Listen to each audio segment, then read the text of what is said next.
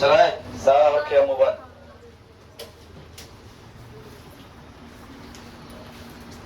आज सुनो पहले तो आज क्या कर रहे हैं हम लोग?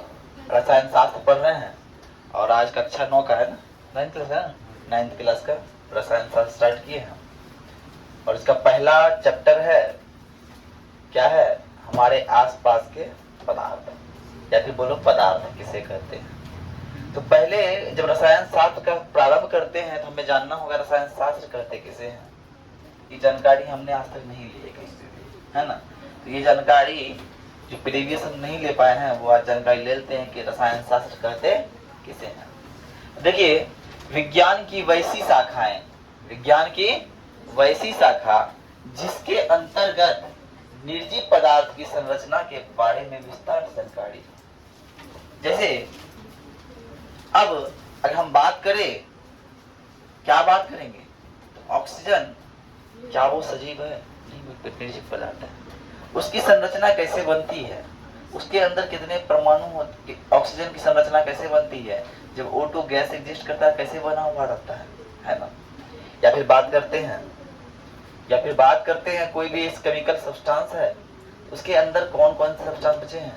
जैसे केमिकल सब्सटेंस जल भी है ना। जल एक निर्जीव पदार्थ है, तो जल के अंदर क्या क्या पाया जाता है? तो भैया ऑक्सीजन की कितनी मात्राएं हैं, हाइड्रोजन कितनी मात्राएं हैं, यही चीज का अध्ययन करना, इसी का विस्तार अध्ययन करना ही केमिस्ट्री या रसायन शास्त्र कहलाता है। कोई दिक्कत? चलिए अब दूसरा बात आता है कि भैया रसायन शास्त्र के जनक किसे कहे जाते हैं? तो एंटोनी लेवइजियर, है ना। लेवइजियर को क्या कहा जाता है? रसायन शास्त्र का पिता कहा जाता है, जनक कहा जाता है। इनके ही द्वारा पहली बार ऑक्सीजन एवं हाइड्रोजन के बारे में बताया गया था या आविष्कार किया गया। जो एंटोजनी है ना, एंटोनी लेविजियर जो है, इनके द्वारा ही सर्वप्रथम पहली बार ऑक्सीजन और हाइड्रोजन के बारे में बताया। और जब हम आते हैं तो भारतीय रसायन शास्त्र के जनक किसे कहेंगे? तो भारतीय रसायन शास्त्र के जनक आचार्य प्रफुल्ल चंद्र राय को कहते हैं। आचार्य प्रफुल्ल चंद्र राय जो है भारतीय रसायन शास्त्र के जनक माने जाते हैं। कौन माने जाते हैं? कौन? आचार्य प्रफुल्ल चंद्र राय। कोई दिक्कत? यहां तक आ गया मेरा introduction of chemistry. Then start chapter, है ना। तो मेरा चैप्टर क्या है? मैटर, पदार्थ। तो पहले जानना है पदार्थ किसे कहते हैं। हमारे हाथ में कुछ तुमको दिख रहा है, इसे मार्कर कहते हैं। ये भी क्या है? एक पदार्थ है। ये भी क्या है? एक पदार्थ है। फैन घूम रहा है, वो भी क्या है? पदार्थ है ना। हमारे पास यहाँ घड़ी पहने हुए हैं, ये भी क्या है? पदार्थ है। तो पदार्थ का एक सही डिफिनेशन, सही परिभाषा क्या है सुनिए। वे सभी वस्तुएं, वस्तु क्या है? जो हमारे आसपास में पाई जाती है। वे सभी वस्तुएं जो क्या करती है सर? जिसमें द्रव्यमान हो, इसका कुछ ना कुछ द्रव्यमान होगा, और जो स्थान घेरती हो, जिसमें आयतन हो, अथवा जो अवरोध उत्पन्न करती हो, उसे पदार्थ कहते हैं। ध्यान से समझिए। अब जब इस मार्कर को अपने हाथ में रखे हैं, इनके पास कुछ ना कुछ द्रव्यमान है, इसका कुछ ना कुछ द्रव्यमान है। द्रव्यमान अगर नहीं हो तो नीचे नहीं गिरता, ये नहीं रह जाता, ठीक है। इसका कुछ ना कुछ क्या है? क्या है? द्रव्यमान है। अब ये इनको किसी जगह रखेंगे, स्थान घेरेगा कि नहीं घेरेगा? अब तुम्हारे आंख के सामने रहेंगे, ये चीज दिखाई नहीं देगा, नहीं देगा। इसका मतलब ये क्या करता है? स्थान भी घेरता है। और तीसरा बात बोल रहा है, इसका कुछ ना कुछ आयतन होगा, है ना। आयतन बेलनाकार है, तो बेलनाकार का आयतन निकालने फॉर्मूला होता है ना। होता है 2 पाई स्क्वायर एच होता है। अब आते हैं, अब ये अवरोध उत्पन्न करता है। कहीं आगे कुछ रख दो तो अवरोध उत्पन्न करेगा। हाँ, अब चीटी जा रहा, चीटी आगे रख दो, चीटी ऊपर नहीं जा पाएगा, उसको ले गया, फिर उसके ऊपर चढ़ना पड़ेगा। अवरोध हो गया कि नहीं हो गया? ये क्या करता है? अवरोध उत्पन्न करता है। उसे क्या कहते हैं सर? क्या कहते हैं? तो पदार्थ कहते हैं। क्या कहते हैं? क्या कहते हैं? पदार्थ कहते हैं। अब आते हैं सर, पदार्थ की बात समझ गए। अब पदार्थ से मिलता जुलता एक चीज ही है, एक और भी फंडामेंटल है, इसको बोलते हैं द्रव्य। क्या बोलते हैं? द्रव्य। देखिए द्रव्य एक अलग चीज है, ये होता है द्रव, द्रव मतलब लिक्विड, और ये द्रव्य है, और द्रव्य एक अलग चीज है। बात समझ में आ रही है? तो द्रव्य क्या है? यह एक प्रकार का पदार्थ है जिसे किसी भी भौतिक प्रक्रिया या विधि द्वारा अन्य प्रकारों में विभक्त नहीं किया जा सकता। भौतिक मतलब सही है ना? अब हम क्या करें? मिट्टी का एक ढेला लिए, उसको बहुत मिला दिए, वो गोला क्या आकार का था।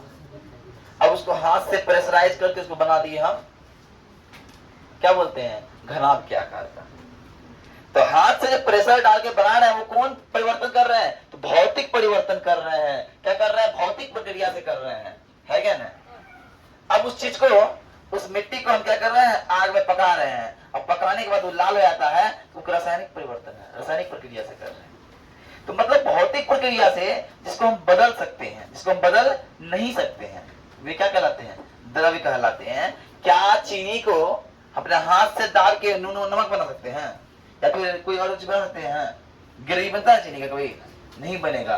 ग्रेवी बनाने के लिए चीनी क्या करना पड़ेगा? हीट करना पड़ेगा। जब हीट करेंगे तो वो प्रक्रिया रासायनिक प्रक्रिया कहलाएगी। क्या कहलाएगी? इसका मतलब चीनी को हम किसी भी भौतिक प्रक्रिया से उसके अन्य रूप में बदल नहीं सकते। सोडियम को नहीं बदल सकते, चूना पत्थर को नहीं बदल सकते। इसीलिए पदार्थ क्या कहलाते हैं? द्रव्य कहलाते हैं। क्या कहलाते हैं? क्या कहलाते हैं? द्रव्य। अब लकड़ी का बेंच है, तोड़ के हम कुर्सी बना सकते हैं। इसके लिए है कि इसको गलाना पड़ेगा, आग में ले जाकर गलाएंगे तब कुर्सी बन जाएगा, नहीं ना? नहीं। अगर ऐसा होता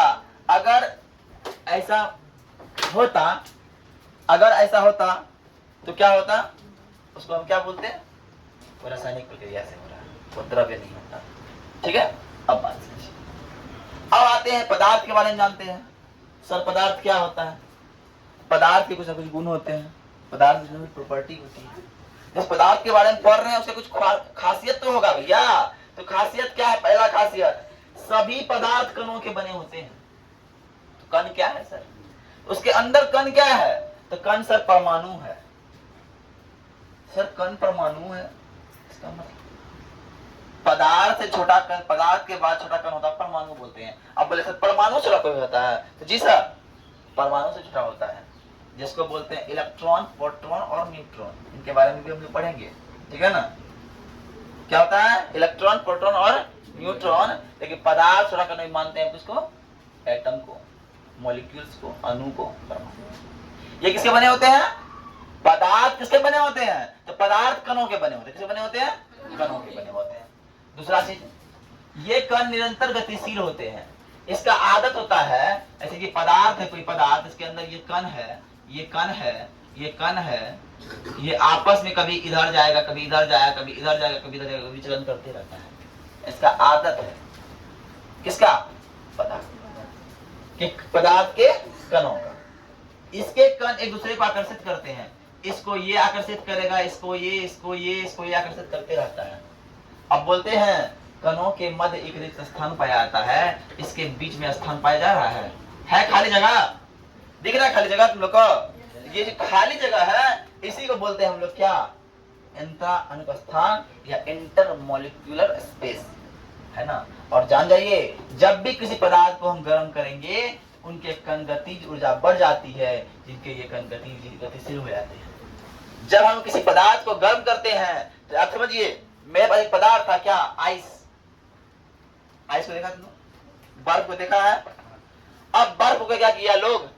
हम लोग छोड़ दिए खुले वातावरण में, और बर्फ का टेम्परेचर बढ़ गया।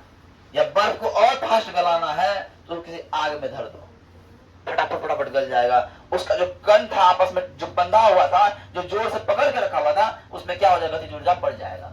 जब गतिज ऊर्जा बढ़ जाएगा तो वो पानी इधर उधर फैलने लगेगा, जाने लगेगा, है क्या ना? इसीलिए हम लोग बोलते हैं कि ठोस का अंतराणु का स्थान बहुत कम होता है। इनके कण आपस में बहुत मजबूती से बंधे होते हैं, लेकिन द्रव्य के कण आपस में मजबूती से बंधे होने के बावजूद कम बंधे होते हैं, लेकिन गैस के कण बंधे ही नहीं रहते। अब तुम हवा को यहाँ छोड़ो, किधर जाएगा? इधर जाए, पता नहीं चलेगा, है क्या ना? पानी को छोड़, पता है पानी का एक निम्न अवस्था में जाएगा, लेकिन ठोस कहीं छोड़ दो, यहाँ तो लटका के छोड़ दो, तुरंत ठोस यहीं रहेगा, लटका ले रहेगा। ऐसा है ठोस बोलेगा हम इधर जाएंगे उधर जाएंगे? ऐसा नहीं है, क्योंकि इसके कण आपस में विचलित कम होते हैं। ठीक है? तो आज का सफर इतना ही। कल आगे बताएंगे।